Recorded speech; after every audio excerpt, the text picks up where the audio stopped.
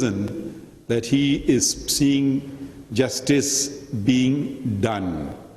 And he may not agree with us, and that's the fundamental right of every citizen to disagree with us, but he will see how it is being done. I can have a different point of view from someone else's, and that other person's point of view I would respect as well, even if it is in complete disagreement with my own. But it ensures that it brings about a level of transparency, it brings about a level of openness, and I think, hope and expect that it brings about a level of, it works as an educational tool as well. There are of course downsides for judges, including myself, because when I go home my wife says you were slouching, you were not sitting properly, so there are downsides to it as well. So, but that is for us to suffer, and not for others. Previously we weren't too bothered about these things, but one has to be a bit more cautious. I'm very happy to know that technology, how it's being used, and technology is a tool, just as the qalam mentioned in the Holy Quran was a tool.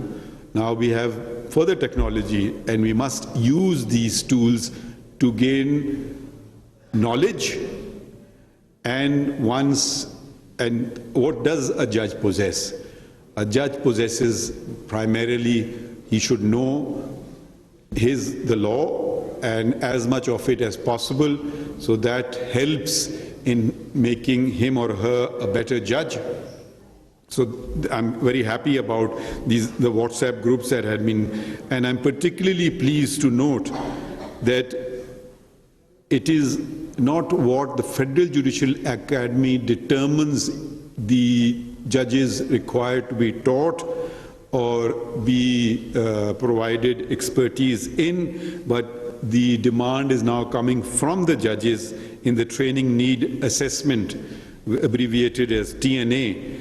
And this is very good, because I don't know something, I reach out, and the Federal Judicial Academy, if it thinks that there are a considerable number of people who want to be assisted in this regard, they make a program and reach out to them and train them in that regard. I'm very happy that excursions are also being provided by the Academy.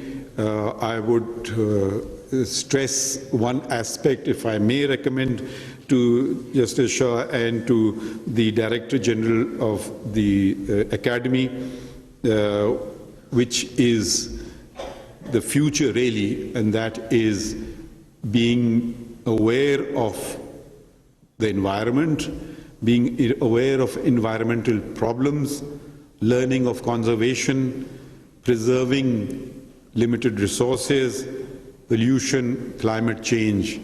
Because if we do not conserve the environment, then there is no future.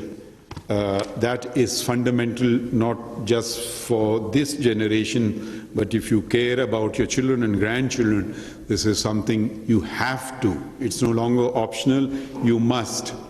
You must also teach them to use the wonderful things called legs provided by the Almighty, and use less and less of motor cars. Cycles are also a very good option.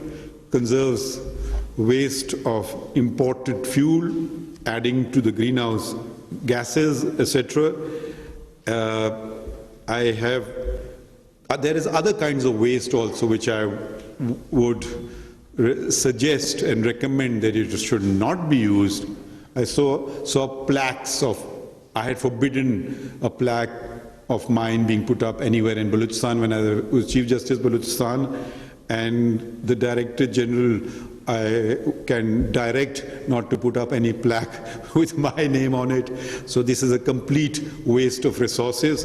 If people have done something wonderful, the coming generations, their peers, will remember them in their hearts, and that's the best way to remember them, and not waste a piece of metal or paint and put it on a wall. That's not how we should be remembered. We should be remembered in what one writes, what one teaches, what one has and what one has given to society. I think that is very important. In conclusion, I would thank the Federal Judicial Academy and the participants, particularly I believe that I'm also addressing the district judiciary throughout Pakistan, that we look to you. You should not look to us. We look to you to ensure that the public confidence in the judiciary is raised. People have confidence in court. We look to you to ensure fairness. We look to you to ensure that when two litigants come before you, you do not discriminate between them, you treat them equally. We look to you to ensure that all lawyers are treated with respect. Give respect, you get respect. We look to you to ensure that while senior counsel are given respect, juniors are assisted whenever they can be, and all these things is a fundamental feature of our faith, ikhlaq.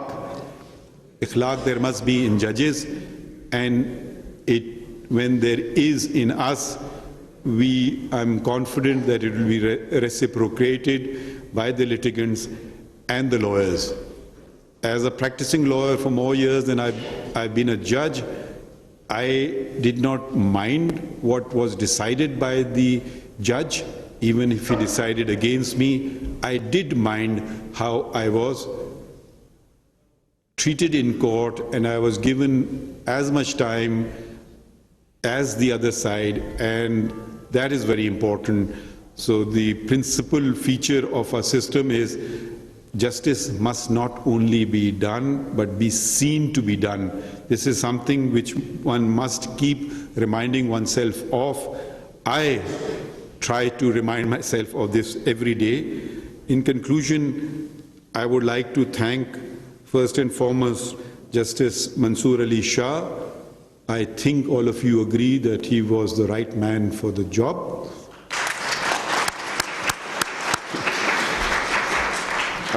I would like to thank Hayat Ali Shah Sahab, the Director General of the Federal Judicial Academy. I would like to thank a volunteer. I was informed, Sher Shah Khan, who's done some wonderful work, assisted with the Federal Judicial Academy. I would like to thank the international organizations that have been mentioned, and the UN Women in particular. I was just wondering why not UN men. Anyways, heartfelt thanks to the UN women. Maybe the UN men should learn something from them and come forward and assist the Federal Judicial Academy as well. I would like to thank the National Information Technology Board for their help. And with knowledge, you can never say, I have acquired all the knowledge that is.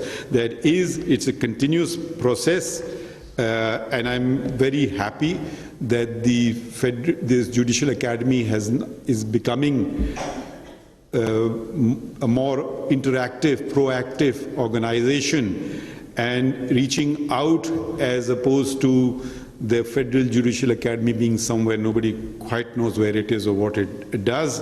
And we must also acknowledge the fact that the world, we cannot see it in isolation anymore, and the fact that Justice Shah has taken an initiative to involve the academia of other countries and reaching out to judges to spare some time and deliver lectures online, if not physically. That's commendable, because we must have connectivity with other centers of knowledge throughout the world, and encourage, I would add my voice to his appeal that the Chief Justices of the provinces should encourage when their judges of their provinces achieve something and they want to be trained or want to go for further studies, that should definitely be encouraged, because they will bring back something valuable to be shared with their peers and will enrich the system. So, and I would now thank all of you for inviting me. I did not quite do much other than preside over a board meeting. The other 2 board meetings that I presided over, and this I have, if you want to change the future, how do you do it simply? Educate people, assist them in attaining expertise in the relevant field.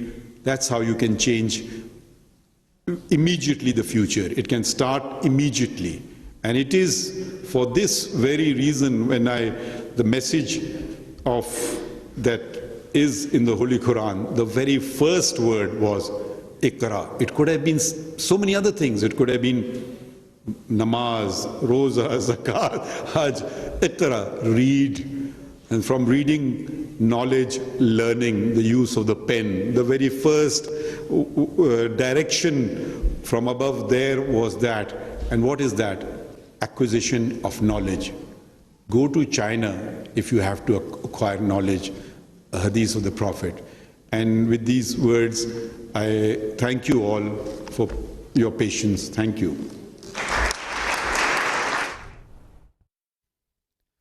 Chief justice Pakistan Qazi Faiz तकरीब से खिताब कर रहे थे। उनका ये कहना था कि उन्होंने सुप्रीम कोर्ट में बहुत सी